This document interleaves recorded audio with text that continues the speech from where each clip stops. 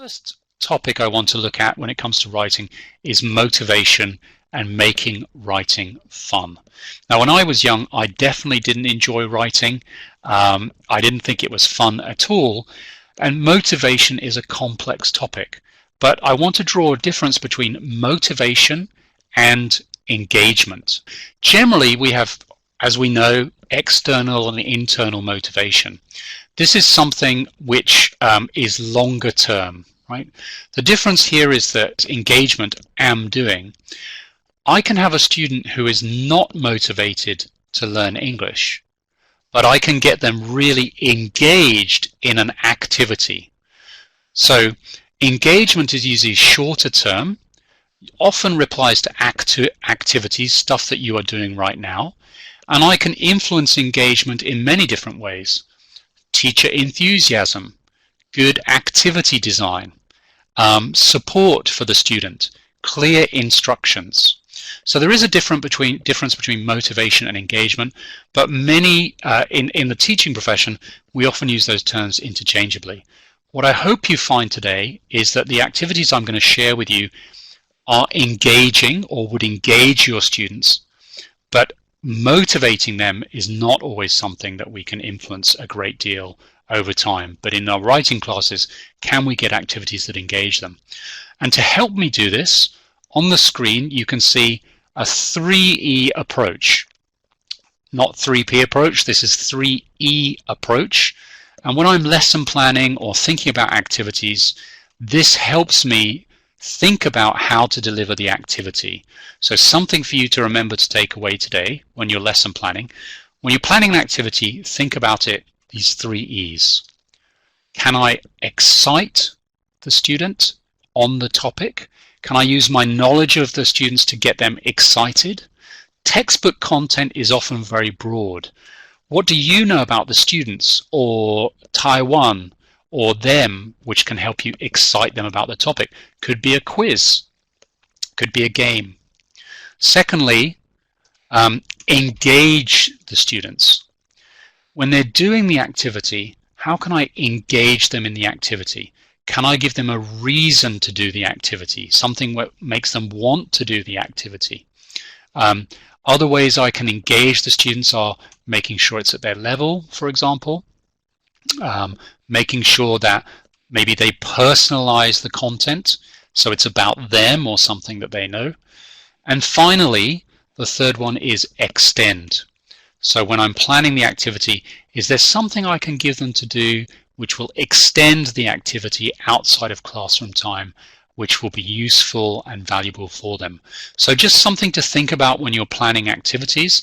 And I use this approach for all kinds of different activities and skills, whether it's reading activities, a speaking activity, but it also can apply to thinking about writing activities as well.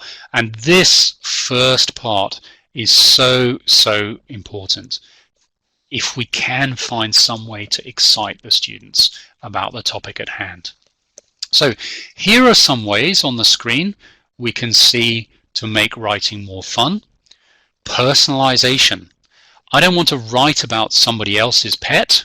I want to write about what pet I would like, or what pet I have, or what pet my brother has. I want to use lots of different kinds of writing. I need a reason to write.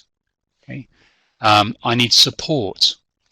I want the opportunities to collaborate. So these kinds of things break up the boringness, the monotony of writing, and make writing a little bit more interesting. Now, you can't always get all of these things together, but getting some of them is a good start. Okay, so I've been speaking a lot. I'd like to try an activity for a couple of minutes now. If everybody has a piece of paper and a pen, now is the chance to get it out. Okay, just a blank piece of paper and a pen is fine. So if you are calling into this webinar from your home or somewhere different, grab a piece of paper and a pen if you have it. And now I'd like you to draw on your piece of paper what you see on the screen here. So this would look like a box.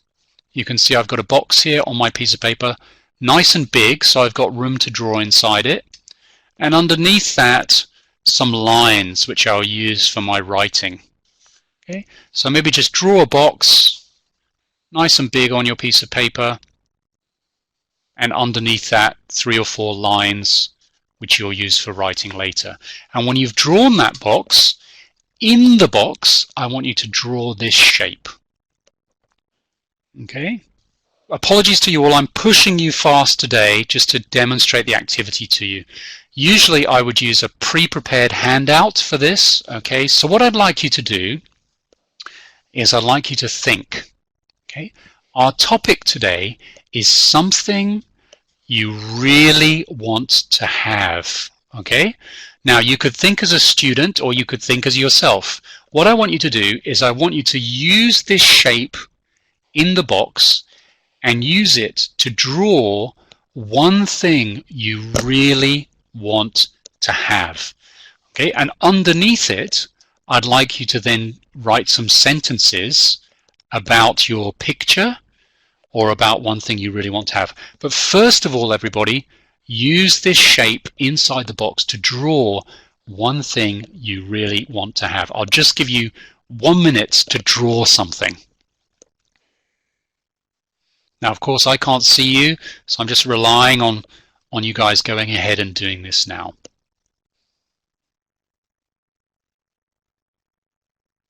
So think of something you really want. So for me, an example might be, I want a car. I don't own a car. I want a car. So maybe this would be the wheel of my car. And I draw another wheel over here. And then I draw the body of the car. But you think about one thing you really want to have yourself. Okay, and when you've done that, underneath, I'd like you to look at your picture and write some sentences. I want, I need, etc.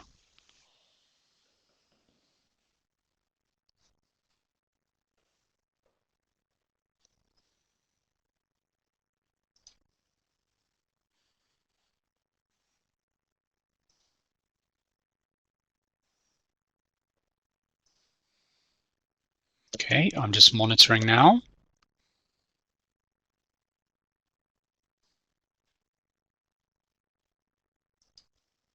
Okay, I have to tell you, when I do this activity, teachers tend to draw money and lots of coins.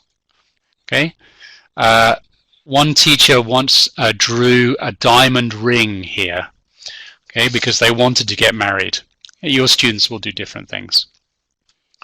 Okay, so I'm going to go on, but you can see how this activity works. Is this a creative activity? What do you think? Yes, I think it's creative. Is it personalized?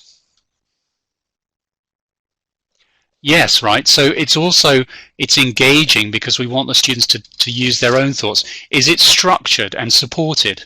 Well, it's not very supported right now because I don't have any sentences here, but I could add sentence frames.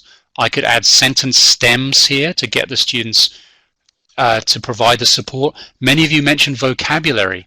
I could be looking at the students' pictures as I'm going around the class, and I could be quickly adding text to my whiteboard that the students might need later. So a very kind of simple but creative activity. And let me just give you an example of what some students have done. So on the screen here, okay, in this one, the teacher has used this shape here, right? And they were asked to draw a living thing. So what can you see on the screen here? The students were asked to write about a living thing. What can you see? Can you see the dinosaur? Now, what did this student write? This is a real example from Korea.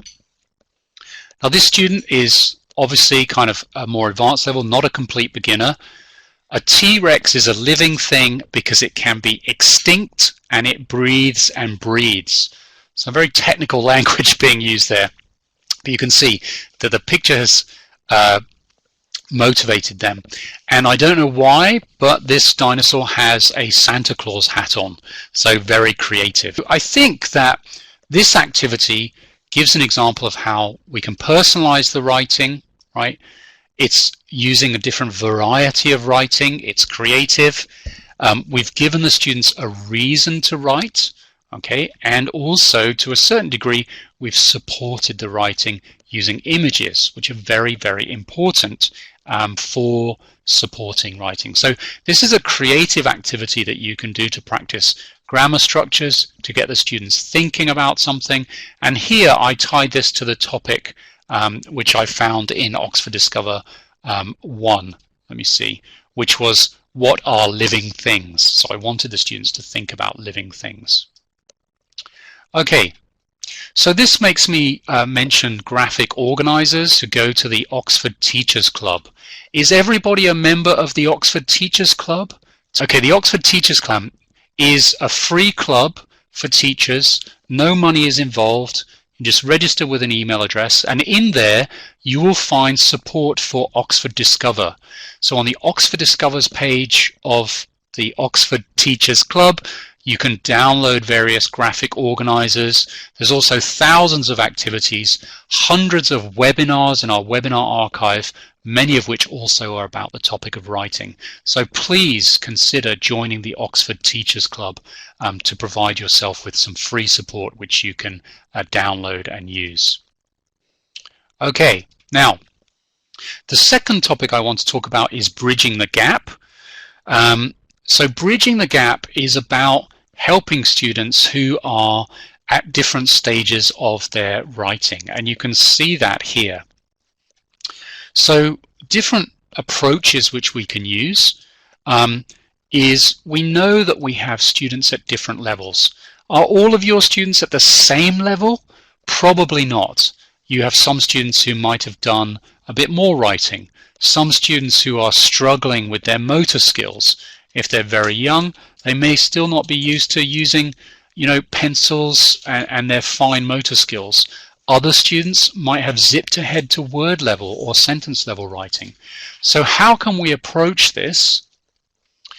Well, one technique is to give different students different support. So are our students all the same? If you look at the picture here, you know where I'm going with this. Students might appear to be the same, but of course, they're all different. Okay? Students are at different levels in their writing and their English career. So one way we can address this is using what we call a differentiated approach.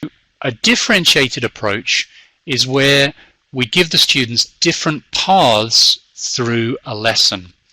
So you can see we've got these two forks in the road here. We've got this fork in the road.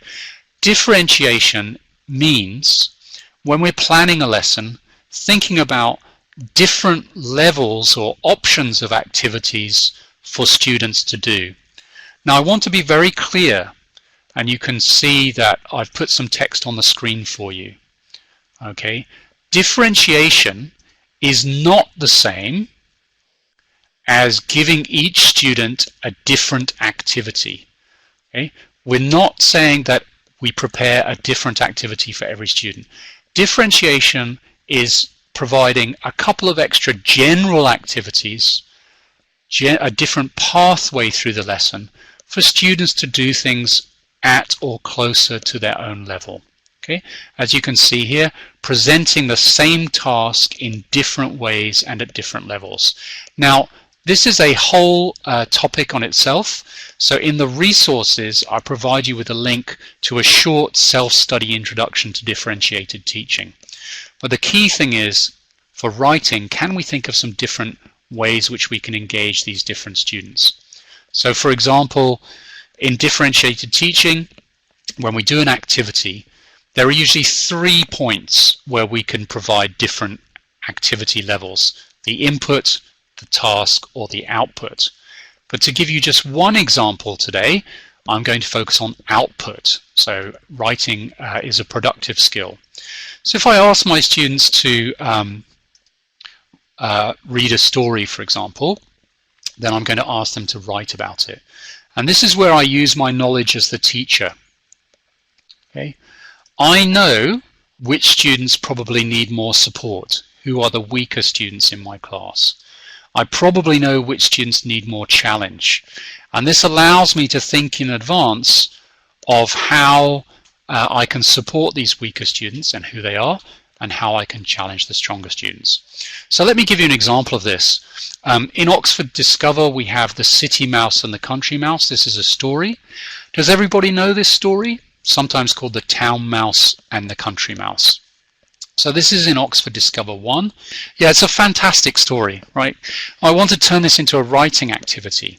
So here is a graphic organizer called a story web. So after my writing, after the students have done the story, I want them to summarize. Now, if it's a low-level student, maybe I just ask them to use single vocabulary items in the different bubbles here and write the story title. Maybe just 1 or 2 words. But what about these students who need more challenge? Well, on my handout, I've prepared different options. So on the same handout, I have option A, which I know is what we call below level. I don't tell the students they're below level. I have an option which is roughly the level of the course book anyway, and then I have an option called above level. The key thing is these don't have to be complicated. Let me give you an example. So if it's the low level students, I might just ask them to do this, working at the word level. If it's at level, I might ask them to maybe write a sentence. And if it's at upper level, I would ask them, for example, to maybe do some free writing. Now, important to note, this doesn't require too much preparation, and I need to use my knowledge of the students to guide them in what they might want to do. So, for example, I might have good students who are lazy and they just want to do the spider's web. But this is where I use my knowledge of them to try and encourage them to do something a bit more challenging. The activity is the same, summarizing what was in the story, but I've given them different options of challenge to differentiate the content for them. Again, using a graphic organizer. I've got 2 more tips to give, so I'm thinking about how I'm going to make this work. So what I'm going to do is I'm going to give you a couple of general tips in this section. The first one is looking for opportunities for pair work. Okay, so this is a book by Anna Maria Pinter, which I highly recommend, called Teaching Young Language Learners. And in the section on writing, she states very clearly that research shows that generally when we get the students to work in pairs or collaborate, they do much better together than if they were working by themselves. So collaboration is key, even in writing. Now, very often, textbooks don't always encourage students to collaborate, but if we can do that as a teacher, that can make a big difference to students' confidence and what they output as well. So a general point is pair work and looking for opportunities to get students to work together. At the low level, maybe just comparing vocabulary or sharing vocabulary. At the upper levels, maybe looking at each other's sentences and peer correcting. Now, what I've prepared for you here today is a set of different activities. I don't have time to go through them all. I've got about 5 minutes left. So what I'm going to do is focus on just 1 or 2 and share with you how Dictagloss works, because that's a very powerful activity. So using Discover, what is Dictagloss? I call Dictagloss the king or the queen of activities. It's so powerful. Dictagloss is a form of dictation. Now, I know dictation's not very popular, but let me give you an example. So I'm going to show you how Dictagloss works very simply, and I'm going to go quickly because you're teachers. What I'd like you to do is, with your piece of paper or your pen, I'd like you to, first of all, just listen, and I'm going to dictate. I'm going to dictate a short passage, and I'm going to do it 2 times. The first time, I want you to listen carefully, but don't write. When I finish talking, you can jot down just some key words that you heard. I will dictate. When I finish, you will just jot down some keywords individually. Okay, let me just get this right here. Here we go. So I'm going to dictate this to you. Okay, let me find. All right, here it comes. Did you know that Earth and Venus are called sister planets? This is because they're almost the same size, and Venus is the closest planet to Earth. However, Venus is much hotter than Earth, and it is always covered in thick clouds. Okay, take 30 seconds and just jot down some keywords. Only need keywords for now. Yep, so you could do this, you could do this on your own piece of paper. So in the classroom, students would jot down some keywords on their pieces of paper. Now, Dictagloss is probably for your more intermediate level students, but you're jotting down some keywords on your piece of paper. What keywords did you jot down, everyone? All right. Now I'm going to give it to you a second time. And this time, while I'm speaking, you can write down some more. Okay, here we go. So the second time, as I'm speaking, you can write down some more text. Then, after I've finished, you will collaborate with another student, and your goal is to recreate the text as accurately as possible. So here's the second time. Did you know that Earth and Venus are called sister planets? This is because they're almost the same size, and Venus is the closest planet to Earth. However, Venus is much hotter than Earth, and it's always covered in thick clouds. Okay, so now you would write down any sentences you remember, and you would work together to try and recreate the dictation. And finally, I might read the text again, or I might tell a group that's confident, okay, tell me what you think it is. I put it up on the board and we check the results together. Okay, so here are the results on the screen. So this is the complete dictation. Okay. Now earlier I gave you a very simple drawing activity for a lower level student. This is something you want to do with higher level students. When we think about writing, what kind of skills are we using here?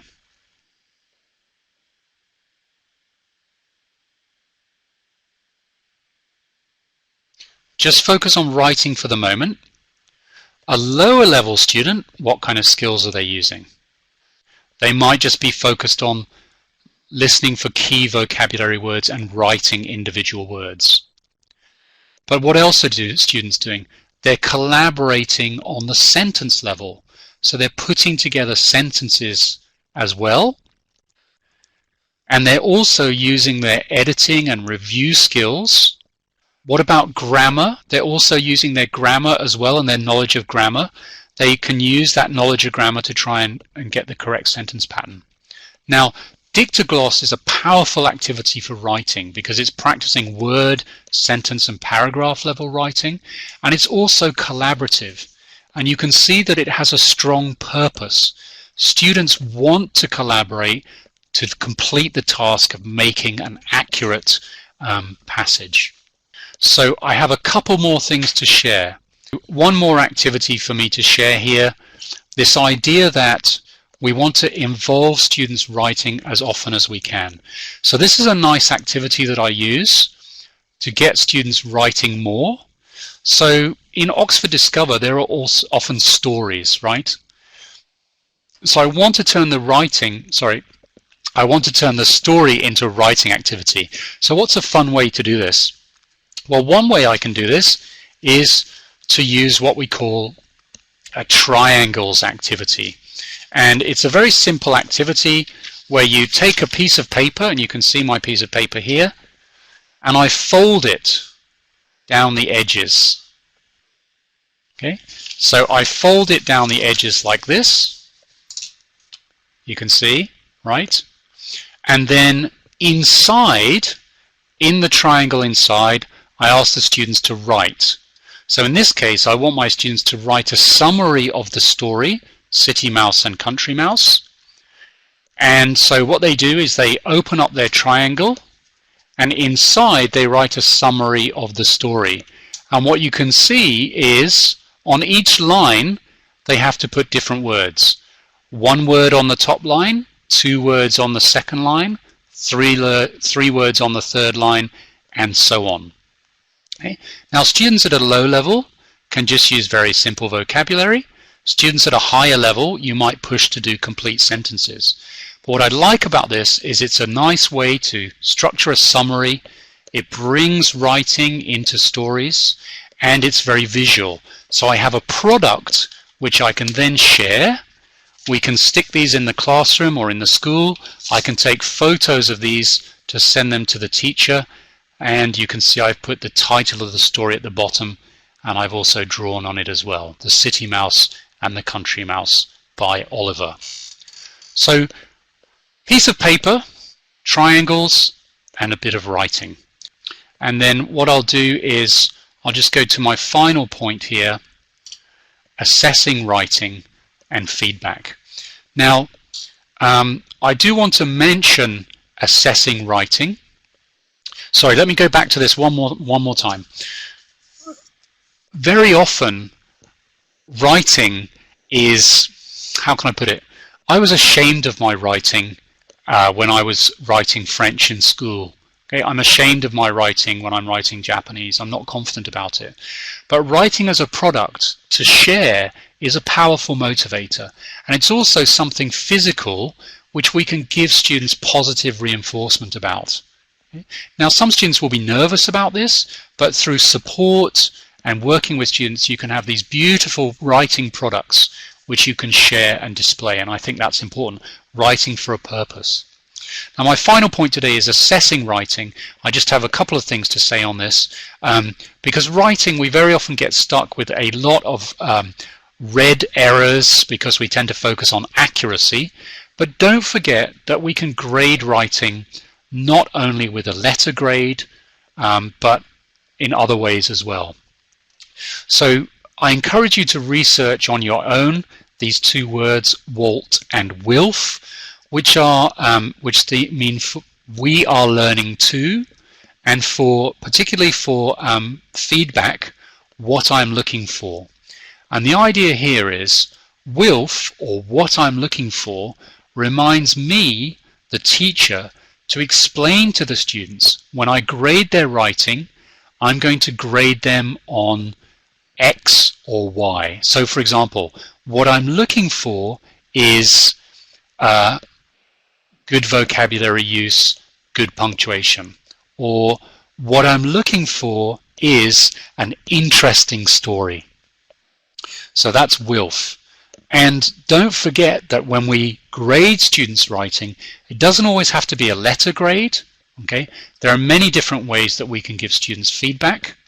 And one way that I've illustrated for you here is called 2 stars and a wish.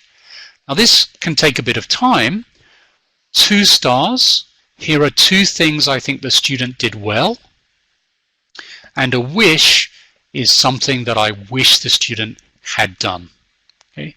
Now, there is a movement against letter grading recently that's kind of taking hold in some countries. I think letter grades are important, but it's also important as well to give students confidence by giving them feedback and grading, which isn't just red ink and accuracy, but praises and provides suggestions for ways they can improve. I do want to summarize just a couple of points here. Let's remember that writing is a complex skill. It takes time and effort, and particularly parents demand a lot of quick improvement in writing, but that's not always going to be possible. However, one thing we can do is to provide opportunities for differentiation, to give students different ways that they can do writing in and outside of the class. And again, I encourage you to look into a differentiated approach and to see if you can find ways to provide different levels of challenge for your students. As teachers, you probably do that already in some ways, but we can also do that for writing as well. And finally, Varied writing tasks can make the actual act of writing more interesting and motivating.